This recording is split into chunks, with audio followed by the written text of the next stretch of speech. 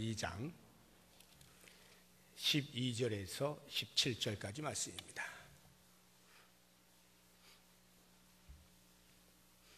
요한계시록 2장 12절에서 17절까지 말씀 한 절씩 교독하겠습니다. 버가모 교회 사자에게 편지하라. 좌우에 날선검을 가지신 이가 이르시되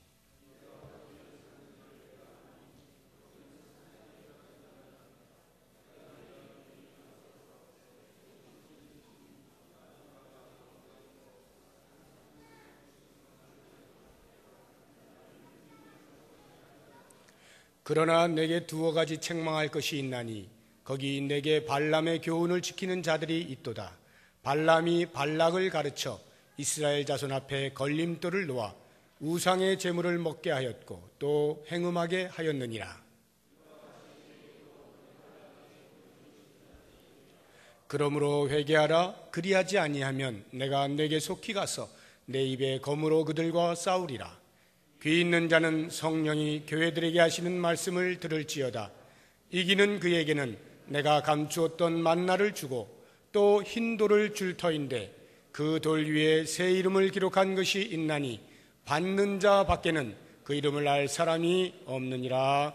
아멘. 이 시간은 우리 새가족 수료식을 거행하면서 감사로 예배하는 시간입니다. 먼저 수료하시는 우리 모든 새가족들 진심으로 축복합니다. 여러분들을 향해서 또 새로이 우리 부평동북교회 한 가족이 되면서 믿음의 삶을 출발하시게 되는데 과연 어떠한 말씀이 여러분의 마음 가운데 중심으로 서 있어야 할까 하는 것을 묵상하는 중에 오늘 이 말씀을 가지고 나왔습니다. 우리 온 성도님들도 동일한 마음으로 하나님이 주실 은혜를 사모하면서 같이 말씀을 묵상해 보았으면 좋겠습니다. 요한계시록 2장 12절에서 17절의 말씀은 소아시아에 있던 7교회 가운데에 버가모라고 하는 지역에 세워진 버가모 교회를 향하여 주신 말씀입니다. 이 버가모 교회가 어떤 교회인가에 대하여서 다른 것은 다 내려놓고 오늘 본문의 말씀 가운데에서 우리에게 이야기하는 영적인 위치를 같이 한번 생각해 보겠습니다. 13절을 보십시오. 내가 어디에 사는지를 내가 아노니 거기는 사탄의 권자가 있는 데라. 그 뒤에도 보시게 되면 곧 사탄이 사는 곳에서 이런 표현이 있죠. 같은 절에 사탄의 권자가 있는 곳, 사탄이 사는 곳, 이곳이 버가모 교회가 있는 영적 위치였습니다. 이 말의 의미는 그 교회가 역사적으로 볼 때 그리 길지 않았어요. 짧은 역사를 갖고 있다 보니까 믿음의 뿌리를 내리기가 그만큼 시간적으로 부족했습니다. 그런데다가 그 버가모 지역 전체가 로마 황제를 숭배하는 숭배 사상으로 젖어 있었고 또한 이교도들의 우상을 숭배하는 것으로 유명했던 곳입니다. 이러한 것을 가리켜서 사탄의 권자가 있는 곳이라 이렇게 표현을 한 겁니다. 다시 말하면 사탄이 거기 산다 이런 말이 아니라 사탄이 지배하고 있는 곳, 사탄이 통치하고 있는 곳, 사탄이 권세를 떨치고 있는 곳, 이런 곳이 버가모였다. 바로 그런 지역에 세워진 교회에 대하여서 하나님께서 요한의 입을 빌어서 말씀하시는 것이 있습니다. 이렇게 믿음이 흔들리기 쉬운 교회를 향해서 어떤 말씀을 주셨는가 할 때에 두 가지로 보면 하나는 칭찬을 통해서 우리들에게 들려주시는 말씀이 있고 또 다른 하나는 책망하는 것을 통하여 들려주시는 말씀이 있습니다. 칭찬하시는 것이 어떤 내용인지 같이 봅니다. 다시 13절을 함께 읽어보겠습니다. 내가 어디에 사는지를 내가 아노니 거기는 사탄의 권자가 있는 데라. 내가 내 이름을 굳게 잡아서 내 충성된 증인 안디바가 너희 가운데 곧 사탄이 사는 곳에서 죽임을 당할 때에도 나를 믿는 믿음을 저버리지 아니하였도다. 두 가지 칭찬을 하고 있는데요. 하나는 안디바라고 하는 사람, 그 사람이 대단히 큰 믿음을 가졌다라고 하는 것을 칭찬하고 있습니다. 실제로 역사적인 자료에 안디바가 어떤 사람이었느냐, 많은 자료가 있지 않아요. 그 가운데에서 우리 렌스키라고 하는 주석가가 그나마 초대교회 전승에서 그 자료를 살펴보다가 이 안디바라고 하는 사람은 버가모의 감독이었다는 것을 알게 되었습니다. 그리고 그가 로마 황제 숭배를 거부하다가 붙잡혀서 죽게 되는데요. 어떻게 죽느냐 하면 노쇠로 만든 형상에, 송아지 형상에 불을 지펴가지고 뜨겁게 만들어서 그 위에 앉게 해가지고 타 죽게 만드는 이러한 순교를 당한 사람으로 알려져 있습니다. 이 안디바와 같은 믿음이 굳건하게 세워지기에 너무도 역사가 짧은 교회에서 그 교회의 감독으로서 그와 같은 믿음을 굳건하게 지킨 것, 이것이 버가모 교회가 칭찬을 받을 만한 내용이었습니다. 또 한 가지의 칭찬받을 것은 그렇게 감독이 순교를 당하게 되는 어려움을 당한 교회가 그래서 무섭다 하고 전부 믿음의 자리를 이탈해서 도망을 가지 아니하고 오히려 더 단단하게 믿음을 지키고, 비록 감독이 그러한 순교를 당했다 할지라도 우리는 계속해서 믿음을 지켜나가겠다라고 하는 교회의 믿음의 모습에 대하여서 하나님께서 그들을 칭찬하셨어요. 이런 믿음 있는 삶, 하나님께서 기뻐하시는 것은 다른 것이 아니에요. 믿음이 없이는 하나님을 기쁘시게 하지 못한다고 하잖아요. 오직 우리의 믿음이 하나님을 기쁘시게 하는 겁니다. 신앙의 삶을 살아가는 성도로서 다른 그 무엇보다도 믿음을 굳게 지키는 일이 가장 필요한 거죠. 이제 우리 부평동북교회 새가족으로 출발을 하시는 귀한 분들, 앞으로 나아가는 모든 신앙의 여정에 있어서 다른 그 무엇보다도 믿음을 최우선으로 하심으로써 우리 하나님을 기쁘시게 할 수 있는 삶을 사시기를 바랍니다. 이제 두 번째로 우리가 보게 되어질 이 책망받을 일에 대해서 교훈을 삼고자 합니다. 어떤 부분에 대해서 책망을 하시는가? 14절과 15절에 나옵니다. 우리 같이 한번 읽어보겠습니다. 그러나 내게 두어 가지 책망할 것이 있나니 거기 내게 발람의 교훈을 지키는 자들이 있도다. 발람이 발락을 가르쳐 이스라엘 자손 앞에 걸림돌을 놓아 우상의 제물을 먹게 하였고 또 행음하게 하였느니라. 이와 같이 내게도 니골라당의 교훈을 지키는 자들이 있도다. 여기를 보시게 되면 발람의 교훈이 나오고 니골라당의 교훈이 나옵니다. 이 두 개의 교훈은 별개의 교훈이 아니라 같은 비슷한 교훈이에요. 발람의 교훈은 과거 구약시대 먼 옛날에 있었던 일이고, 니골라당의 교훈은 당대에 그 버가모 교회 안에 있었던 일입니다. 그런데 이 니골라당의 교훈이라는 것이 거의 발람의 교훈을 방불하는 비슷한 그러한 교훈이었어요. 그래서 이 발람의 교훈 또는 니골라당의 교훈, 이것을 따르는 일들이 있는 것에 대하여 책망을 받게 되는데, 과연 그 교훈이 뭐냐라고 하는 것입니다. 그 교훈을 크게 요약해서 세 가지로 볼 수가 있는데, 그 첫 번째가 우상 숭배를 하는 것입니다. 칭찬받는 일이 믿음을 잘 지켰다는 것 아니었어요. 그런데 어떻게 우상을 숭배하는 일이 또 한 교회에서 있느냐라고 할 때, 그 교회의 성도들 가운데서는 일부가 그렇게 믿음을 잘 지키는 사람들이 있었는가 하면, 일부는 이렇게 발람의 교훈에 빠져서 우상 숭배를 별것 아닌 것으로 적당히 손을 내밀어 타협하며 사는 사람들이 있었다라고 하는 것입니다. 자, 이 우상 숭배를 하는 경우가 어떤 경우냐 하면요, 앞서 말씀드린 대로 황제 숭배 사상과 더불어 이교도들의 우상 숭배하는 일이 난무하던 버가모 교회였습니다.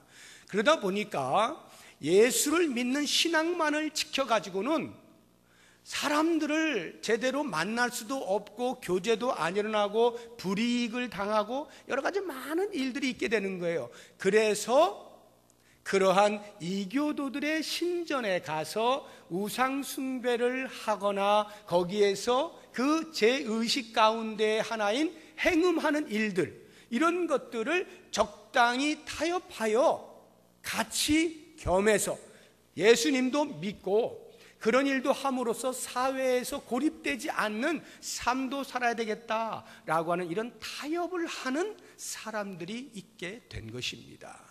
바로 이 부분에 대해서 발람의 교훈을 조심하라 라고 이야기하고 있는 것입니다. 그러면 이 발람이라는 사람이 어떤 사람이었느냐라고 할 때, 이스라엘 백성들이 계속해서 가나안 땅을 향하여서 진격을 해갈 때 그 중간에 있었던 모압이라고 하는 나라가 자칫 잘못하면 자기 나라가 다 삼키게 된 거예요. 이들이 너무나 강력한 힘을 가지고 계속 진격을 해오니까 겁이 나서 이 모압 왕 발락이라고 하는 왕이 이스라엘의 선지자 중에 하나였던 발람이라고 하는 사람에게 가서 뇌물을 주고 제발 이스라엘을 저주를 해다오, 이렇게 부탁을 한 것입니다. 그래서 발람이 이스라엘의 선지자임에도 불구하고 그 뇌물에 눈이 어두워서 저주를 하는데 그것이 통하지가 않는 거예요. 하나님께서 계속 여러 가지 방법으로 막아서시는 거예요. 그래서 그 저주가 되지가 않습니다. 결국 이 발람이 어떤 꾀를 쓰느냐 하면, 발락 왕에게 찾아가서 내가 하나님을 좀 아는데 하나님이 제일 싫어하는 게 있다. 그게 바로 우상을 숭배하는 거다. 하나님 아닌 다른 신을 섬기면 하나님은 절대로 이스라엘 백성들을 보호하시지 않고 심판하실 것이다. 이렇게 해서 그 이스라엘 백성들을 저주를 통해서라든가 아니면 무력으로 어떻게 하는 것이 아니라 그들에게 덫을 놓는 거예요. 거기에 빠지게 만드는 거죠. 그 덫이 바로 우상 숭배를 하게 하고 행음을 하게 하는 겁니다. 모압 여인들과 같이 행음을 하게 만드는 거예요. 그러한 덫을 놓았는데 이스라엘 백성들이 거기에 덜컥 걸린 겁니다. 아니나 다를까요? 하나님께서 그것을 용서하지 아니하시고 다 심판하시거든요. 그러한 일이 있는 거예요. 이게 바로 발람의 교훈이고 발람의 꾀입니다. 바로 이 부분을 조심하라는 거예요. 우리가 믿음의 삶을 산다라고 할 때는 누군가와 다른 교리와 다른 종교와 또는 다른 어떤 사상과 손을 적당히 잡을 생각을 해서는 안 되는 거예요. 오늘날로 하면 종교 다원주의라고 하는 이 포스트 모던 시대에서 때로는 기독교와 불교가 손을 잡기도 하고요. 별 일이 다 일어나고 있는 이 시대에 참 진리가 어디에 있는지도 구별이 되지 아니한 채 적당히 신앙생활을 해가고 있는 이러한 상황 속에서 이 말씀은 너무나도 중요한 겁니다. 다른 그 어떤 것과 손을 잡을 수 없어요. 에베소 교회는 그것을 너무 잘했어요. 그런데 그걸 너무 잘하다 보니까 그만 사랑하는 것을 잃어버려서 처음 사랑을 다시 찾아라, 이렇게 책망을 받았는데 이 버가모 교회는 오히려 거꾸로 그렇게 적당히 다른 것들과 손을 잡다 보니까 진리를 놓치게 된 거예요. 그래서 그 진리를 놓친 것에 대하여서 발람의 교훈을 조심하라는 경고를 받게 되는 것입니다.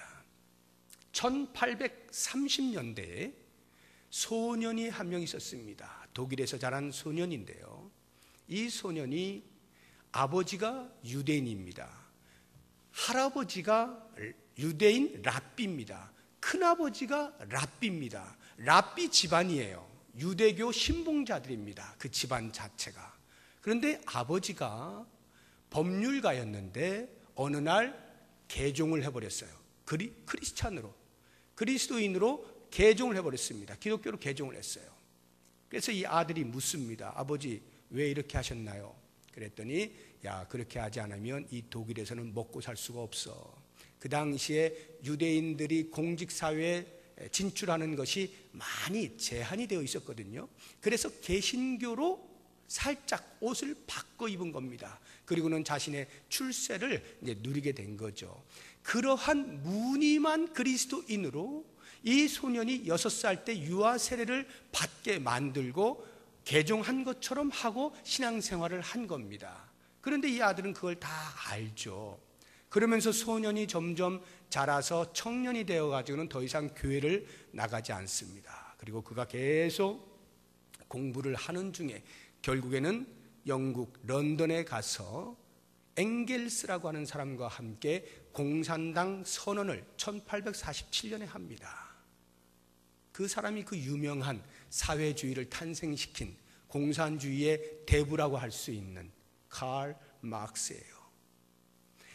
어렸을 때부터 기독교 신앙에서 온전한 교육을 받지 못하고 무늬만 그리스도인인 그러한 가정에서 받는 교육이 되다 보니까 오히려 기독교에 정반대되어지는 삶을 걸어갔던, 적당히 타협하여 그 당시에는 자신들의 삶이 유익하고 사회에서 어느 정도 삶을 보장받고 하는 것 같지만 실제로는 이렇게 엄청나게 인류의 해악을 끼치는 이러한 일들을 벌이게 되는 씨앗이 되는 거죠.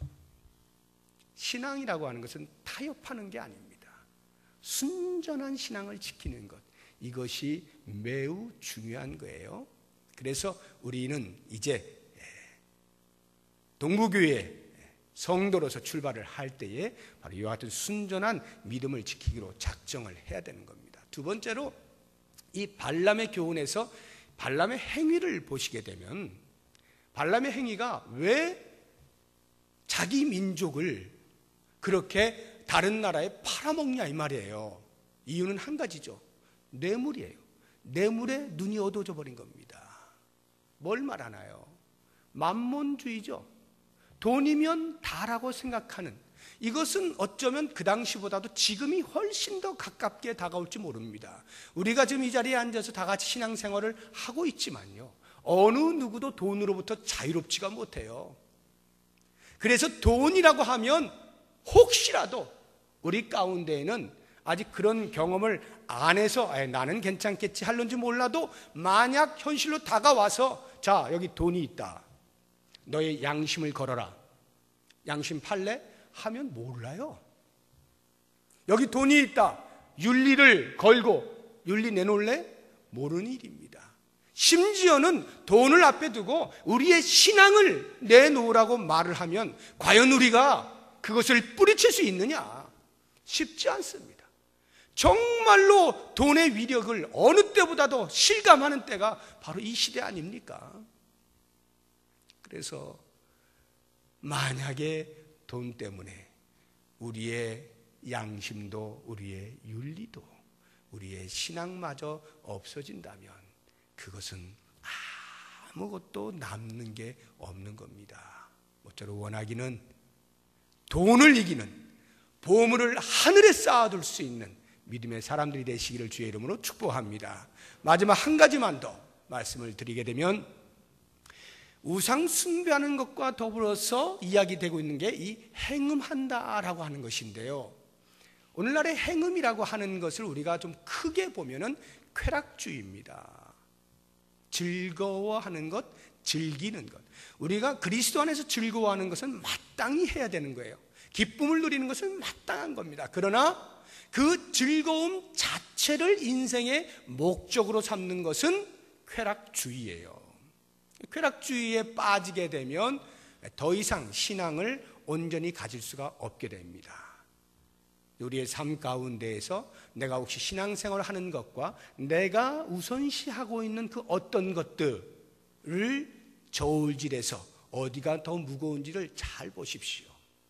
오늘 기도하신 집사님도 기도하셨지만 인생의 우선순위가 어디에 있는가를 잘 저울질해서 이게 잘 안 맞으시면 빨리 신앙의 무게를 두시고 우선순위를 두시고 우리의 모든 내가 쫓고자 하는 추구하고자 하는 그런 쾌락들을 절제하면서 오직 신앙, 순전한 믿음을 가지면서 그 신앙 안에서 주님이 주시는 진정한 평안과 기쁨과 즐거움을 누리시며 살 수 있는 우리 모든 새가족 수료하시는 분들과 성도님들 되시기를 주의 이름으로 축복합니다.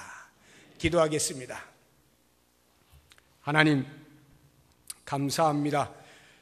순전한 믿음을 지키기를 원합니다.